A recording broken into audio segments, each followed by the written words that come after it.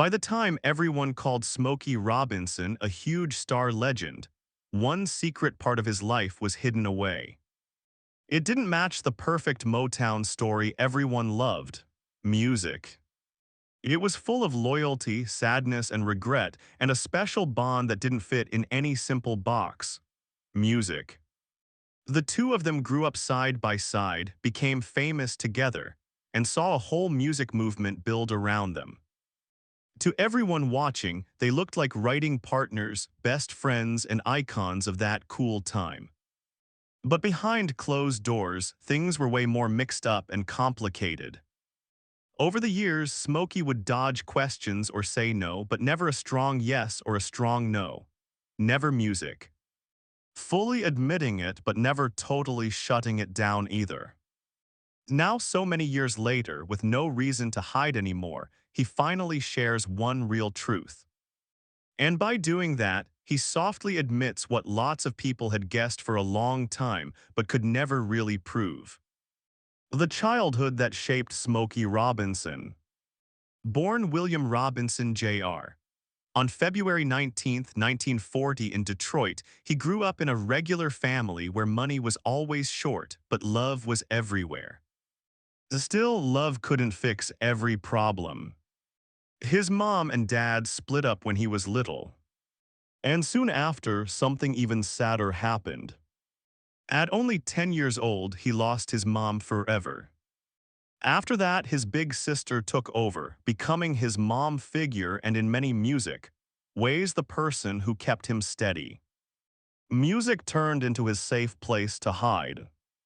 All over Detroit, he joined little singing groups, feeling better with those sweet harmonies and tunes while everything else in life kept changing.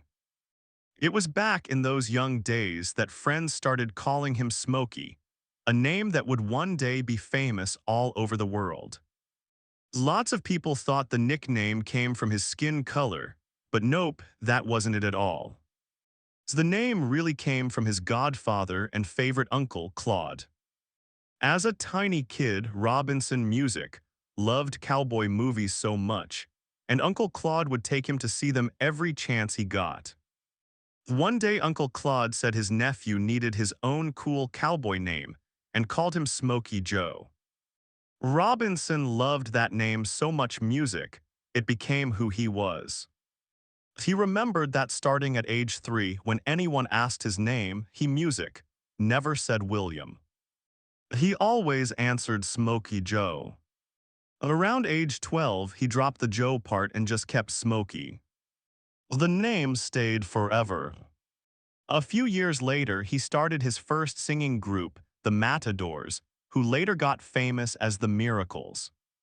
That fun childhood nickname, born from movie nights and family love, ended up going way past Detroit and straight into music history books. Even with all the talk, Robinson always told people straight: his nickname had zero to do with his skin color. He knew the rumors. He got why people thought that, but he corrected them every single time. Smokey came from family love, not looks. Behind that silky smooth voice and kind smile, though, was a family story full of fear, staying strong, and the hard truth about being black in America back then. Robinson later told the tough story of his dad's own childhood, and it showed a scary picture of what black music families went through in the early 1900s. His dad, William Robinson Sr., was born in 1896 in Selma, Alabama. At only 10 years old, he was already out working, delivering newspapers to help feed the family. But every week, an older white teenager, 5 years bigger, would steal all his money. Telling someone wasn't safe back then and there. It could get you killed for real. So the boy kept working hard, knowing his pay would probably get taken the second he ran into that guy. He thought about telling his big brothers, but he was too scared. He knew music, they'd stand up for him. And he also knew that kind of help could bring an angry mob straight to their house. The danger wasn't just for him, it was for his whole family he loved. After 2 whole years of getting robbed and feeling small, something finally broke inside him. His dad went and bought a little Boy Scout knife, not to cause problems but to make sure it stopped. And guess what? It did stop. On payday, the bully came at him one more time. When he said no and wouldn't give the money, the teen pushed him down hard. That's when the knife came out, music, cutting deep into the bully's leg. The screams brought people running, and just like that, the stealing ended. But now the danger got way bigger. He was a 12-year-old black boy who stabbed a white teenager. He knew exactly what that could mean. So he made a choice no kid should ever face. He walked to the train tracks, jumped on a moving train, and ran away forever. He spent his teen years moving from town to town, living with nothing, until he finally got to Cleveland at age 19. He never went back to Selma, not even once. Years later, Robinson said he felt his dad's hurt, but what broke his heart most was for his grandma. She lost her baby boy in one single night watching him disappear into the dark, never knowing if he was alive, okay, or ever coming back. How Motown's special beat got started. In 1955, Smokey Robinson was just a teen when he got some school friends together to sing doo-wop. It started like so many kid dreams, hanging out after school, singing pretty harmonies, hoping their voices could carry them to something big. But everything flipped the day Smokey met a young songwriter named Berry Gordy. Gordy heard something super special in Smokey's music, songs right away, and jumped in to teach and guide him. Smokey's style mixed two different worlds. He loved those high, floaty doo-wop voices and fun word sounds from the 1950s that rang out on street corners and in gyms. At the same time, he took in that clean, classy jazz vibe that was big then. That special mix became his own sound. As the group got better, the Five Chimes changed into a new group called the Matadors. This team even got to audition for the manager of soul star Jackie Music, Wilson. That was massive for some high school kids from Detroit. Even with all that excitement, music wasn't Smokey's first big dream. For a long time, he wanted to become a dentist. That dream died fast in 12th grade when he had to cut up things in class. He figured out quick he couldn't handle it. So he switched and started classes to become an electrical engineer. But Smokey was not a kid who could just think about school. He'd been working since he was 10, delivering papers, shining shoes, doing odd jobs, working in grocery stores and drugstores, and biking around town delivering telegrams after classes. After he finished high school, Western Union gave him a full-time job offer. The plan was easy: work through fall, save money for clothes and school books, then start college in January. It was a smart, safe plan. Then August 1957 came, and everything turned upside down. That month, Smokey and his group got an audition with Brunswick Records, the same company putting out Jackie Wilson's big songs. The audition didn't work out. The label said no. But one guy in the room was really listening hard. After they sang, he stopped them and asked where those songs came from. Smokey said real casual, "I wrote them." The guy was shocked. He'd just heard 5 songs and couldn't believe one teen wrote every single one. He said he liked a couple, then asked the question that changed everything in music. Did Smokey have any more songs? Smokey sure did. He had a notebook stuffed with almost 100 songs. The guy asking was Berry Gordy, Music, the man who wrote Jackie Wilson's biggest hits.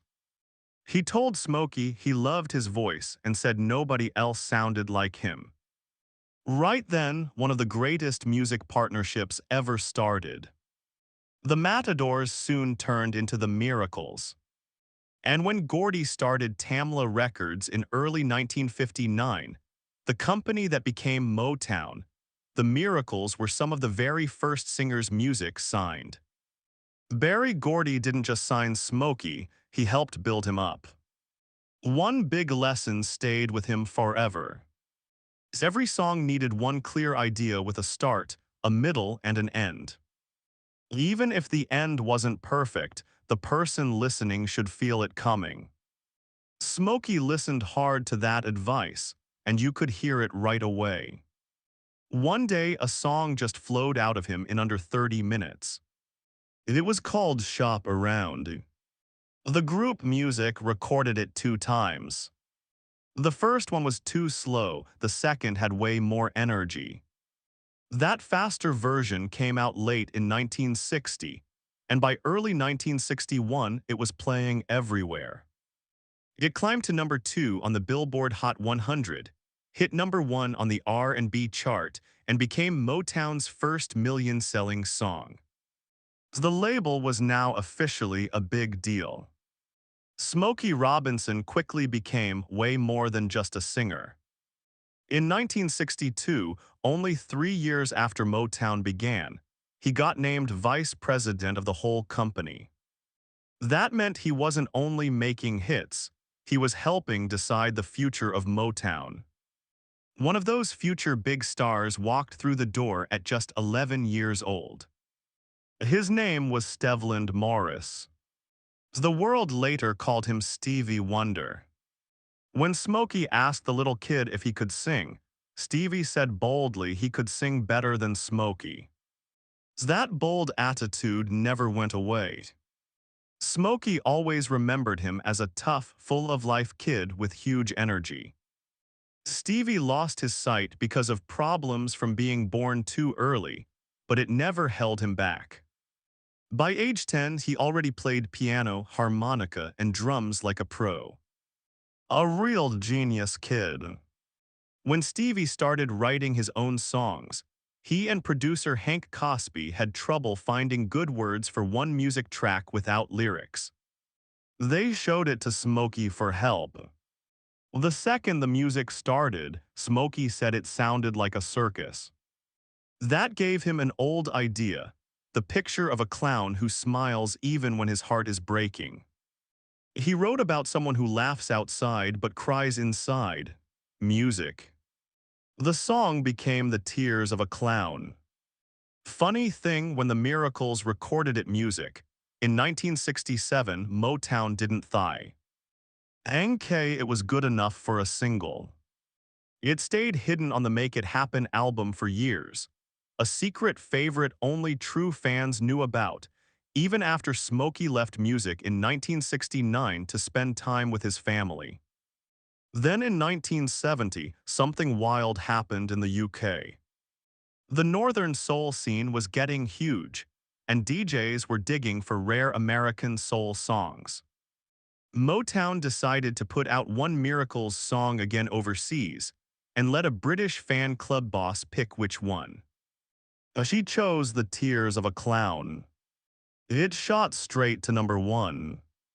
The song came out again in the US music, and did the exact same thing, became a huge hit and brought Smokey Robinson back to music from retirement. What started as a forgotten song on an album turned into one of the biggest, most loved songs ever in pop. Behind the scenes, Smokey kept writing hit after hit for other singers, quietly building the sound of that whole time. He wrote giant songs for Mary Wells, Marvin Gaye, the Jackson 5, and the Temptations. But one song rose above them all. After Mary Wells got a number 1 with My Guy, Smokey turned the idea around, rewrote it for a guy singer, and made My Girl just right for David Ruffin's voice. The Temptations added their special background magic. It became one of Motown's all-time favorite songs forever. Smokey never kept success just for himself. To him, Motown wasn't only a company. It was family. If one person won big, they all won big. That's exactly why people still call him the true heart of Motown. He stayed vice president until 1988 when the company got sold. Even after he left, his loyalty to Berry Gordy never changed. He and his first wife, Claudette, named their kids Barry and Tamla, a real-life thank you to the company that changed everything for them. And the love went both ways. Berry Gordy always said Smokey wasn't just his first singer or first writer. He was the soul of Motown. And even now, decades later, that name still music fits him perfectly. Motown legends' darkest secrets come out. In early May 2025, a huge storm hit Smokey Robinson's famous name. On May 7th, four women went to Los Angeles court and filed a lawsuit against the 85-year-old singer. They said he did sexual assault and had a long history of bad behavior.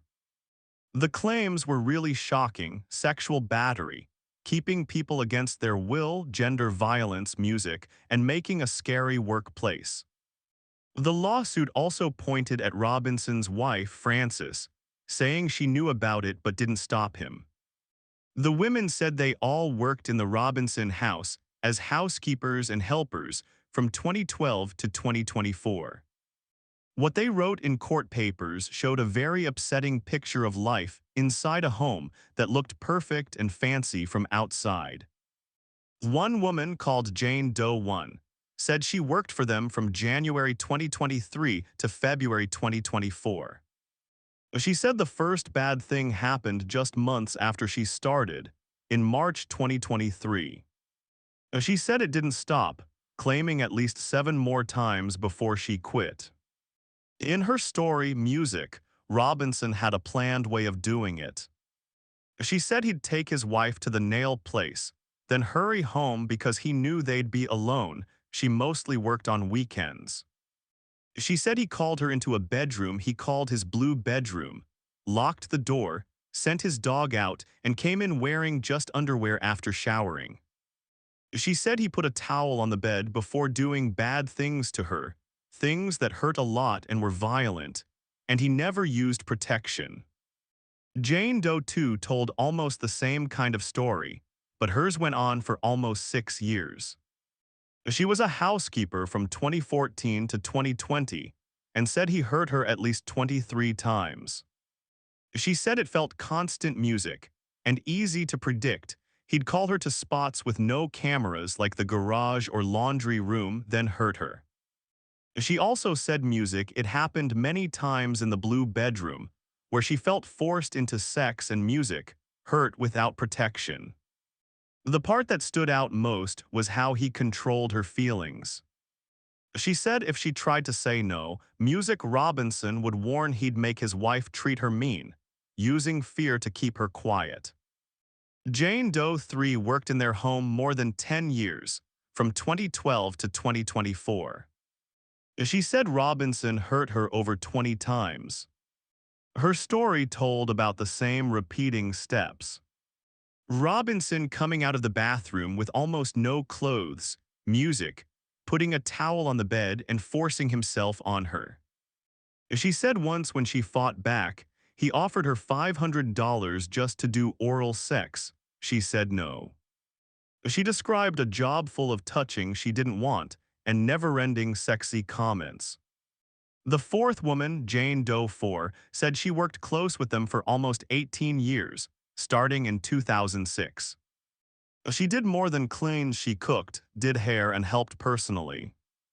She said the bad stuff started in 2007 on a trip to Robinson's Las Vegas house, where she says he raped her.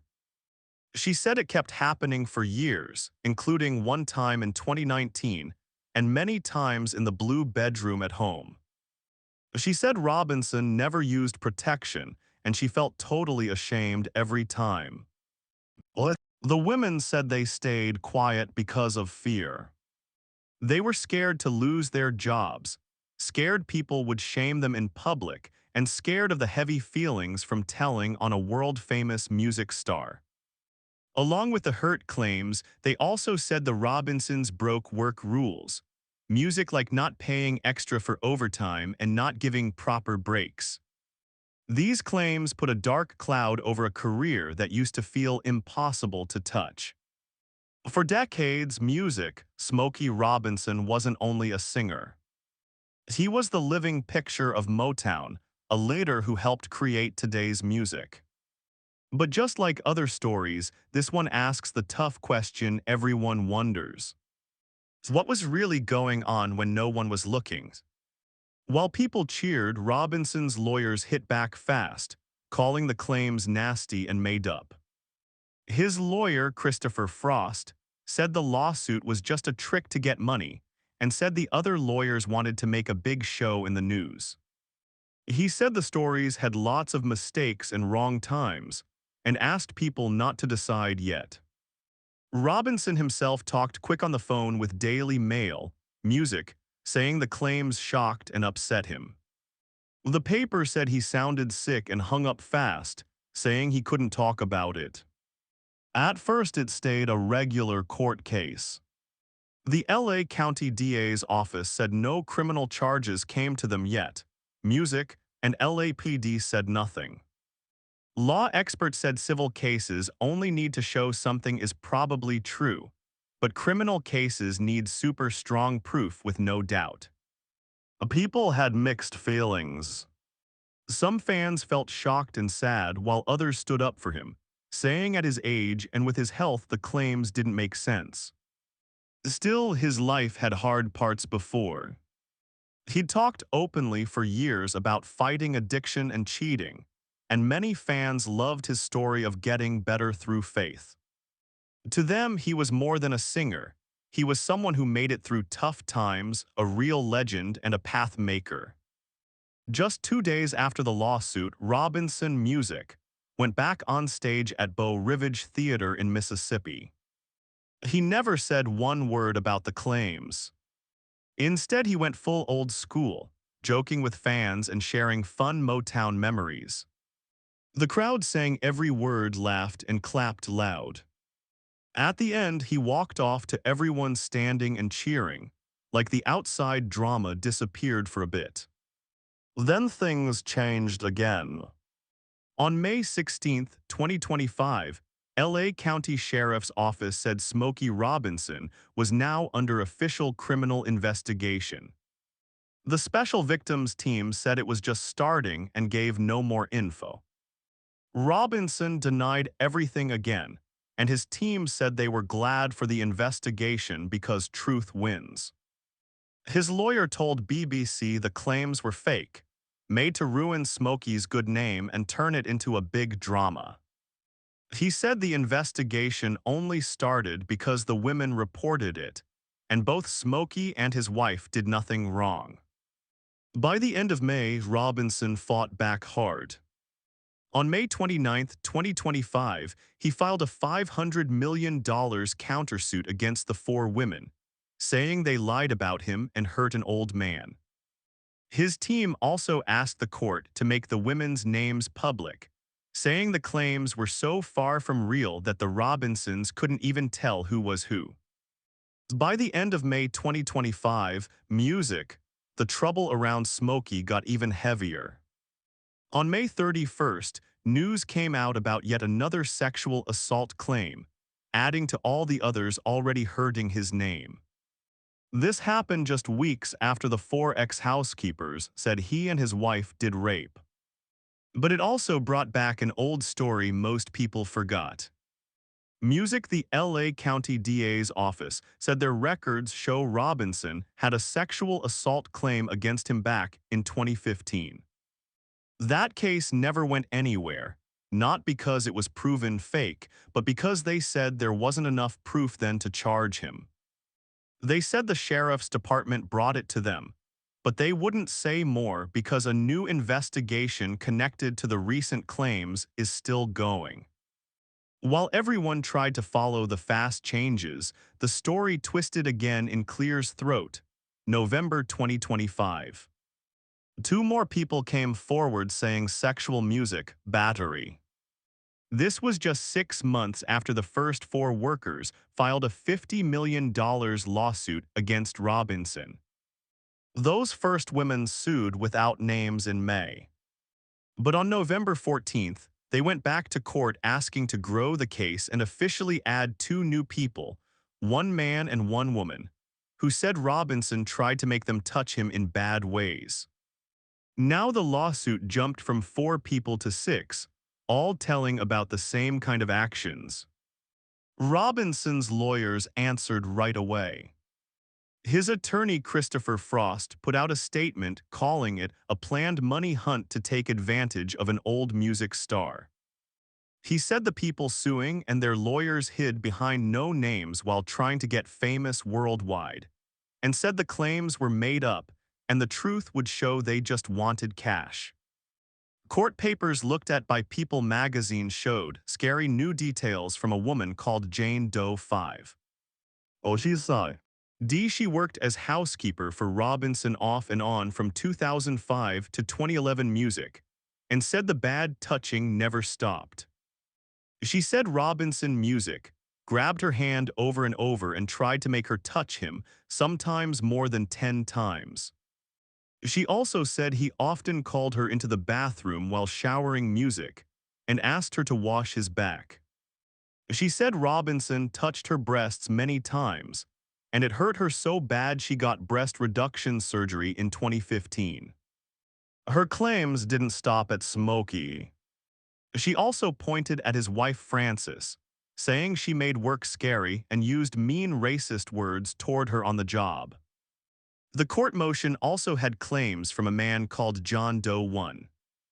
He said he started working for the Robinsons in 2013, mostly cleaning their cars. In his papers, Music Robinson would show himself naked in front of him and touch himself while he was there. He said things got worse in 2022 when Robinson tried to force him to touch his private part.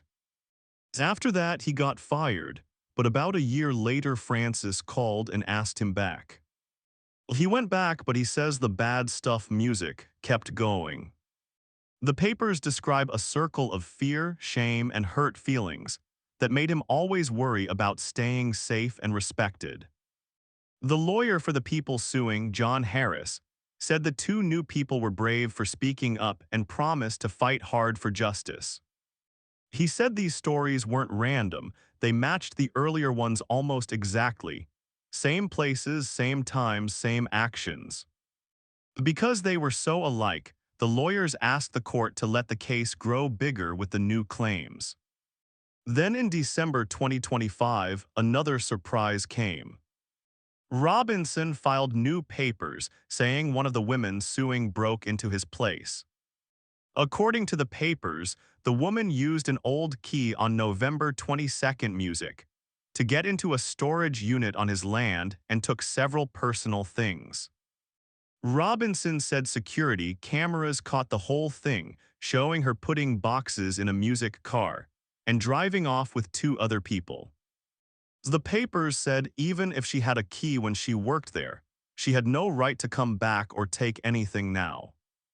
So the Robinson family asked for an emergency order to make her give everything back, turn in any old keys, and stay at least 100 yards away from the house.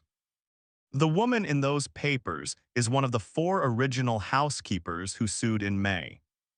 In that lawsuit, which Robinson completely denies, the women said he did sexual music, assault, battery, and kept them against their will. By now, what began as one lawsuit had grown into a huge fight in court, getting bigger with every new story, answer, and surprise. It kept pulling one of music's biggest names deeper into something so different from the beautiful songs that made him famous. Now 85, Smokey Robinson confesses she was the love of my life. Smokey Robinson grew up at 581 Belmont Street in Detroit's North End. And almost like a movie scene, another future superstar lived just a few houses down. Diana Ross was right there on the same street. Two kids' music growing up super close, way before anyone knew who they'd become. Not long after, Diana's family moved to the Brewster Douglas Housing Music projects where she joined a girl group called the Primes. That group later turned into the Supremes. And when Diana got serious about singing, she knew exactly who to call. Smokey had known her since she was around 8 years old. By the time Motown was going strong and Diana was about to finish high school, she called him. She wanted him to listen to her group. He did loved their talent right away, and that one moment started everything big. In her book, Secrets of a Sparrow, Diana called Smokey the Supreme's like a brother figure. He wasn't only a friend. He was a teacher, a helper, and someone she trusted with everything. Even though he was always traveling as the Miracles got super popular, their friendship came from years of same neighborhood, same dreams, and same hard times. That bond went way past just friends. From 1965 to 1970, Diana dated Berry Gordy in public, Smokey's close friend and boss. Their work and personal lives were all mixed together. And when their daughter Rhonda was born just 9 months after they broke up, it added even more layers to Motown's music, close family story. Years later, in 1985, Smokey surprised Diana on stage during music, her Las Vegas shows. In front of everyone, he said proudly he'd been there from the very start of her big journey. The moment got fun and sweet. They laughed, kissed, and sang her song Missing You together. For two people who'd shared so much life and music over decades, it was a special public moment. And weirdly, even after all that, they never made an official studio duet. In a later talk, Smokey finally opened up about his real past with Diana. When someone mentioned she wrote they dated, he didn't say no. He said yes, it happened, and admitted it went on longer than it should have, especially because he was married then. That was a big, honest moment that showed their connection was more complicated. That truth was different from an older interview where Smokey laughed off any romance idea. Back then he talked about their kid days, saying they grew up just 4 doors apart and were always close. When people pushed more, he laughed again and said people just got it wrong. But one thing no one could argue, their relationship was deep. From little kids on the same block to Motown kings and queens, Smokey Robinson and Diana Ross shared something bigger than songs. Bigger than fame and way bigger than anyone outside ever really understood.